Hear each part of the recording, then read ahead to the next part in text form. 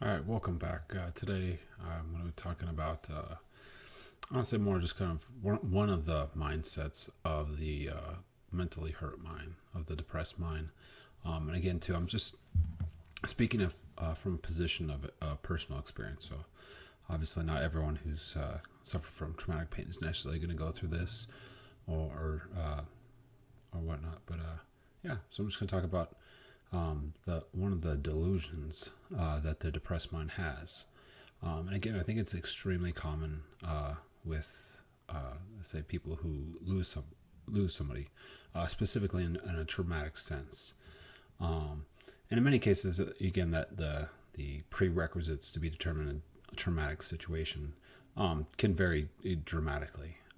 But just for example, someone dies in a car accident, and let's say, for example, that maybe you asked them to go pick something up for you, and it was because of that trip that they died.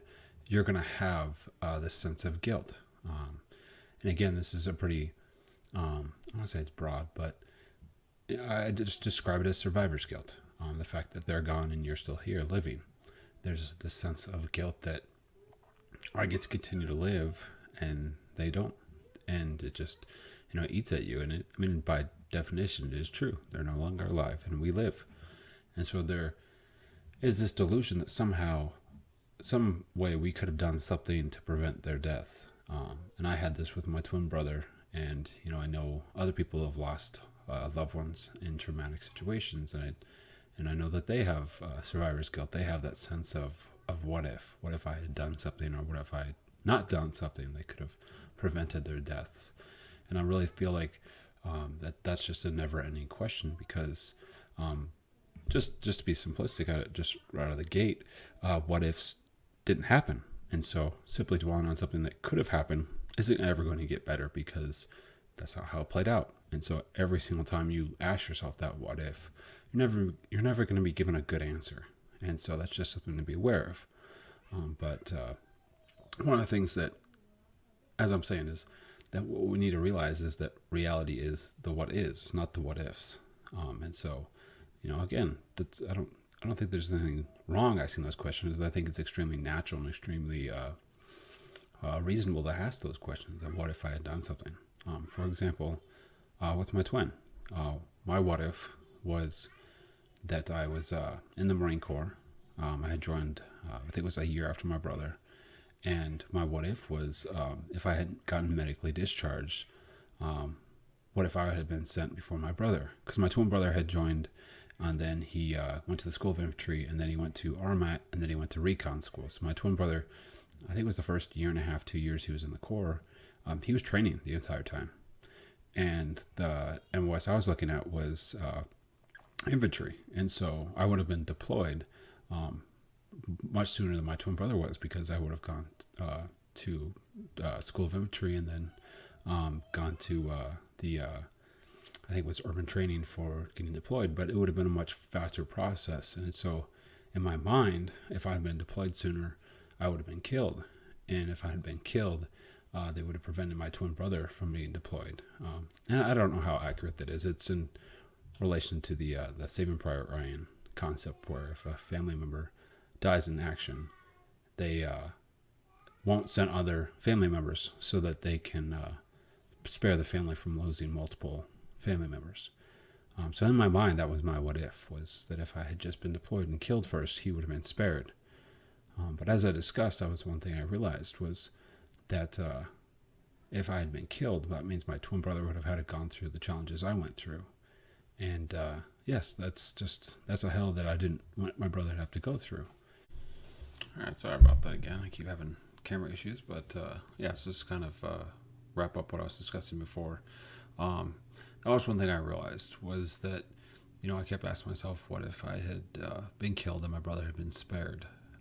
But that was one of the things that time revealed to me, was as I struggled and realized that this pain was always going to be with me, and it was just simply something that was just going to, just be a consistent challenge in my life. That I also saw the fallout that this my brother's death caused within my family, just with their behavior and their I want to say reactions to it, and how it impacted their choices. which just, just kind of say puts a lot of pressure on all of us as far as we all want our loved ones to be doing well. So when they're not doing well, it just kind of weighs on us by nature. And so after I saw all that and saw the effects that my twin brother's death had, I realized that I wouldn't want him to be going through the pain I was going through. And so that what if was simply just, like I said, it was that irrational emotional mindset that the traumatized mind has. And so it's just like I said, it's just important to be mindful of what's going on, not necessarily the emotions and what it makes you think and what it makes you feel, but just to look at it objectively and try to find truths. And those truths might be good, those truths might be bad. But so many times, like I said, we just give into our emotions. We give into how our emotions make us feel about something, and we define our reality by that reality, which a lot of times it's not reality. And so and that's going to say one of the things too that I wanted to point out with the concept of these what ifs is that just with myself, how I looked at life and what kind of terrified me for many years whenever I'd go out with my loved ones, if we were going to like a local fair or even just dinner or something, if we were going shopping, just any and everyday events. Yes, I just looked for like the next what if. That's kind of how you get into in your mind. If you enable that concept of, if I had done something, they'd still be here. When you feed that concept, you also start to look for the next what if. You start to look for, if I allow, my loved one to go here and I'm not there, will me not being there cause them to be killed? If I was there, could I do something? Could I? And so you really start thinking excessively irrationally, and you really just give into your fear of being hurt again. And again, it's just a vicious cycle because that's the sad thing about it, is that so many days go by and none of those what ifs occur. And one person objectively might say, well, let's say, for example, for 3 years goes by. That's over 1,000 days that have gone by, and no what if it took place. You would really think that was a strong case for you don't have to worry about what ifs. But to the depressed mind, how that is that's 1,000 days that have passed with no what ifs, which just means today's the higher likely chance that today's that day. And that's a sad way that the depressed mind thinks, is that they don't think the glass is ever half full. The glass could be spilling over, and there's still a way to look at it as disaster is going to take place. The more I have, the more I can lose. That's just the nature of that pain. So that's why it's so debilitating, because even when things are going well, it waits for things to go wrong. And when things go wrong, it just validates why it was afraid things were going to go wrong to begin with. And so it's just this constant, nothing horrible ever has to happen necessarily again, for you to feel validation with that fear.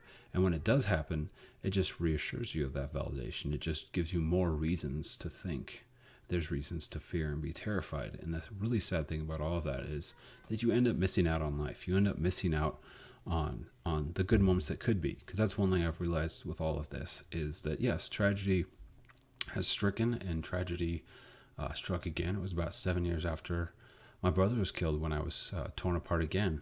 And then, other, I say smaller things, but very painful things occurred throughout all those years. But that was the thing I realized, was that, if there's a conscious choice to prevent something from happening or not happening, I think a lot of us are going to make the right decisions. A lot of us are going to choose, to take the brunt of the storm, to spare our loved ones. But a lot of times that's not how life works. There isn't a matter of, because you could just say, well, I'm going to go pick everything up. That way I'm never asking my loved ones to leave, so that I can never ask them to be in harm's way. Well, what if staying at home's where the harm's happening?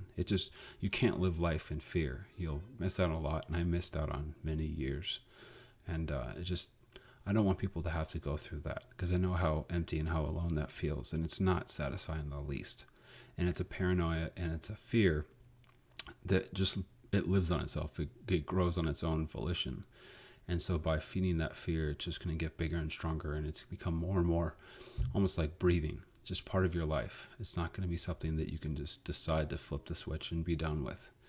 And so, yes, I want more people to become more aware of how their depression hurts them, and also, for people who aren't suffering from depression, but maybe know people who are suffering from depression, I want them to have a little more insight into, why their loved ones are the way they are, rather than just being terrified and just being perplexed that there's nothing that I can do to help. There is. It's a very painful process, and it's just something that we have to constantly work at. That's one of the things I've realized being a parent is that, and not to be too simplistic on it, but what worked yesterday, it won't necessarily work today.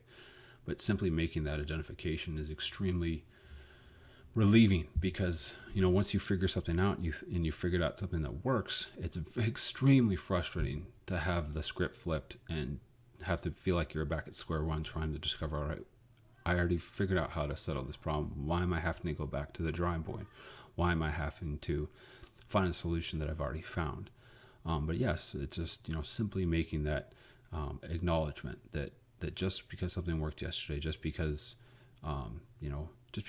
something worked yesterday doesn't mean it's going to work today. And so you have to be very committed to the concept of just accepting challenges when they show their faces, and again, allowing yourself to feel pain and feel sorrow, but at the same time not allowing it to define you, not allowing it to take you over. Just accepting the fact that painful things take place, and it's completely okay to be sad and feel destroyed. But the fact of the matter is that fearing and trying to prepare for these painful events, won't prevent anything. You'll just waste a lot of time being a lot sadder than you need to be, and life is fast. There's no benefits to dwelling too much on pain and allowing it to think that somehow if you're some hypochondriac, mental hypochondriac, that somehow you're going to prevent something from happening. I spent more than a decade fearing life and trying to prevent the next tragedy, and I prevented nothing but my own happiness. And it's really it's not a good path to go on. But yes, hopefully we can keep working forward. All right, sorry about that. I usually try to get in one clip, and if the camera freaks out, just trying to finish it up the second half with that. But there's something I kind of forgot to talk about the what ifs, about the delusion that we could have done something different to prevent our pain, and more. It's just something that I want people to reflect on, and just be. I don't say it's not going to necessarily bring anybody peace, but again, too, it's just kind of something that I thought, with my own what ifs with my twin brother was that I realized that if I could have done something, if I could have gotten a time machine, if I could have blown my brother's phone up, even though he was in Iraq, so it would have been extremely difficult. But I just had this day where I was thinking about, even if I was given that 24-hour cycle, like the Groundhog Day situation, and every day I woke up, I rushed to the airport, I did anything and everything. I sold all my possessions, I went to Iraq, went some sort of personally hired guide or whatever to get me to the base or whatever, and all these crazy things, just to the point where I might start memorizing things that happen so that I can prove to somebody that I have some sort of power, so I can get into the White House, or just all these just bizarre things that I could cycle through. I just don't think that. I honestly, just based on my own experience knowing my brother, I know that was a sacrifice that he was willing to make. But at the same hand, too, I also know if I had to do all those crazy things, if I had to, live in, a Groundhog Day world and just do it over and over until I finally was able to prevent that tragedy from happening, I would dedicate years and years and years of my life repeating the same day over and over and do anything and everything to prevent that from happening. And I'm without doubt that so many of us who have to survive and continue this life with this pain, I'm sure that you would have done anything and everything you possibly could if you knew that tragedy was coming, and there was anything and everything that you could do to prevent it. But that's the fact of the matter is that we don't know that tragedy is going to strike when it strikes. Like I said myself, I had a premonition that my twin brother was going to die, but I didn't know what day. I didn't know the exact circumstances. I didn't know which patrol it was going to be on, that I could have really intervened and brought him any type of actual help. Like I said, short of him just not being deployed, there really was nothing I could do to prevent that from happening. And so again, I think, like I've talked about in other videos, as far as just this desire for us to maintain control of our lives and control of our loved ones, and try to ensure that they're with us for all of our days. And so I think it's just this point where we need to give up our sense of control in the outside world and just realize that the only thing we can take control of is ourselves, which is the irony, because when life around us goes out of control, usually we follow in suit. Usually we allow the decay of things around us to decay ourselves. And then when we start decaying, it just makes life that much harder. And we almost kind of feel like that decaying within ourselves is an external thing. And then we can do nothing to stop it. When in reality we can. But it's just about being aware and understanding and just constantly trying to take steps forward. It's that, I don't know, say if it, I'm sure it's the saying, the life's not a sprint, it's a marathon. And just to pace yourself, to just make sure at the end of the day that you're always moving forward, even if it's just a few steps, even if it's, not the biggest and most, I say, accomplished push forward. It's just something where there's nothing wrong with looking back, but you don't want to spend your life looking back. It's a lot of time you can't get back. And so again, I hope that sense of just making that acknowledgement that I without a doubt know that you all would do anything and everything you possibly could to prevent tragedy, and to not feel guilt, or at least do your best not to feel guilt on the actions that you couldn't have prevented. But I say, as always, good luck and good night.